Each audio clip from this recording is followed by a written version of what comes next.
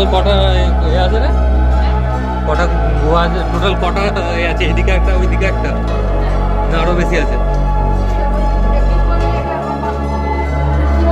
আর ওইদিকে একটা যেটা চলে গেছে ওইটা, ওইদিকেও কোনো একটা গেছে ওইটা? আচ্ছা ওটাও বেরোনো তাই তো?